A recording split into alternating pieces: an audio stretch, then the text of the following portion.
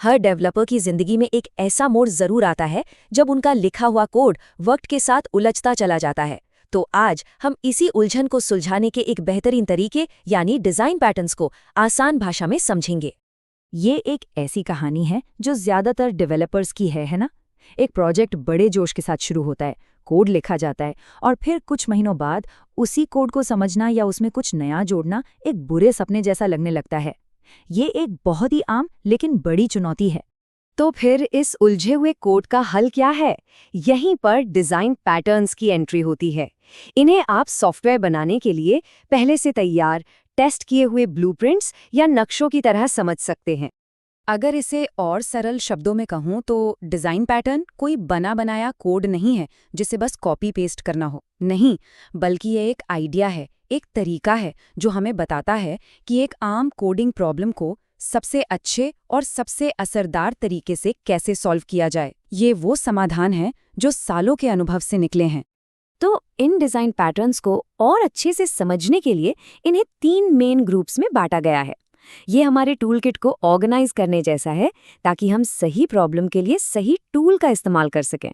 तो हमारी पहली कैटेगरी है क्रिएशनल पैटर्न्स। जैसा कि नाम से ही पता चल रहा है, इनका पूरा फोकस इस बात पर होता है कि ऑब्जेक्ट्स को कैसे बनाया जाए। ये पैटर्न कोड को ज़्यादा फ्लेक्सिबल बनाते हैं और ये पक्का करते हैं कि ऑब्जेक्ट बनाने का जो प्रोसेस है वो सिंपल और कंट्रोल में रहे। और ये स्लाइड इसे बहुत अच्छे से समझाती है। देखिए, सिंगलटन पैटर्न एक कंपनी के सीईओ की तरह है। पूरी कंपनी में सिर्फ एक। ये तब बहुत ज़रूरी होता है जब किसी चीज़ का, जैसे कि डेटाबेस कनेक्शन का, सिर्फ एक ही इंस्टेंस चाहिए। और फैक्ट्री पैटर्न वो एक रेस्टोरेंट की किचन की तरह है। हम बस ऑर्डर देते हैं, ये चिंता किए बिना कि खाना असल में बन कैसे रहा है। ठीक वैसे ही ये हमारे मेन कोड को ऑब्जेक्ट बनाने की उलझन से दूर रखता है। चलिए अब दूसरी कैटेगरी पर चलते हैं, स्ट्रक्चरल पैटर्न्स। इनका लेना देना इस बात से है कि अलग-अलग क्लास और ऑब्जेक्ट्स को आपस में जोड़कर बड़े और ज्यादा काम के स्ट्रक्चर्स कैसे बनाए जाएं। ये पूरे सिस्टम को एक सही ढांचा देने में मदद करते हैं। इसके 2 बहुत बढ़िया उदाहरण हैं, एडाप्टर और डेकोरेटर। सोचिए, एडाप्टर पैटर्न एक ट्रैवल एडाप्टर जैसा है जो 2 अलग-अलग तरह के प्लग और सॉकेट को एक साथ काम करने देता है। और डेकोरेटर पैटर्न वो ऐसा है जैसे अपनी कॉफी में एक्स्ट्रा चॉकलेट या कैरामेल डलवाना। आप मेन चीज को बदले बिना उसमें नई नई फंक्शनैलिटी जोड़ सकते हैं। और हमारी आखिरी कैटेगरी है बिहेवियरल पैटर्न्स।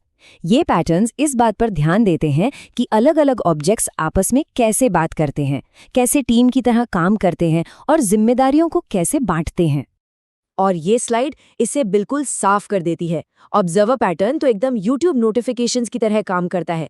किसी चैनल को सब्सक्राइब करते ही नया वीडियो आने पर हमें तुरंत खबर मिल जाती है ना? और स्ट्रैटेजी पैटर्न वो एक मैप ऐप में रूट चुनने जैसा है। हम कार, बाइक या पैदल चलने का ऑप्शन चुनते हैं और ऐप उसी के हिसाब से अपना बिहेवियर यानी रास्ता बदल देता है। अच्छा, थ्योरी तो बहुत हो गई। अब एक पैटर्न को असल में काम करते हुए देखते हैं। हम फैक्ट्री पैटर्न का एक बहुत ही सिंपल सा उदाहरण लेंगे ताकि ये कॉन्सेप्ट पूरी तरह से दिमाग में बैठ जाए। हमारा मकसद सीधा सा है, हम एक ऐसा सिस्टम बनाना चाहते हैं जो पीडीएफ या वर्ड डॉक्यूमेंट बना सके।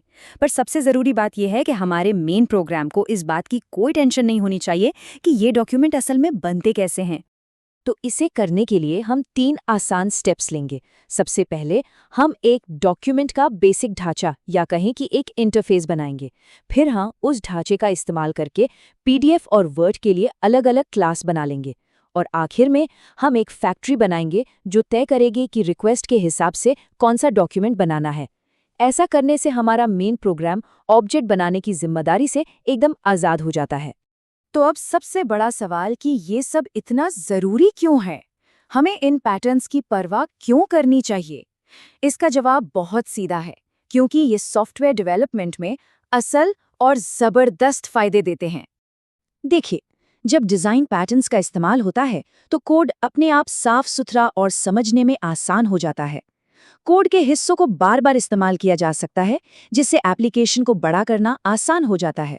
और सबसे अच्छी बात, भविष्य में उसमें कुछ बदलना या किसी गलती को ठीक करना बच्चों का खेल बन जाता है।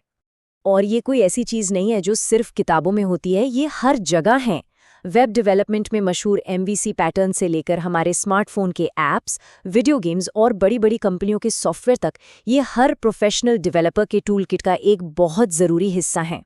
तो कुल मिला के बात ये है कि अगर मकसद एक प्रोफेशनल, मजबूत और वक्त के साथ बढ़ने वाला सॉफ्टवेयर बनाना है, तो डिज़ाइन पैटर्न्स को समझना और इस्तेमाल करना बेहद ज़रूरी है।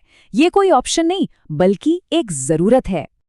और अब जाने से पहले मैं एक सवाल छोड़ना चाहूँगा।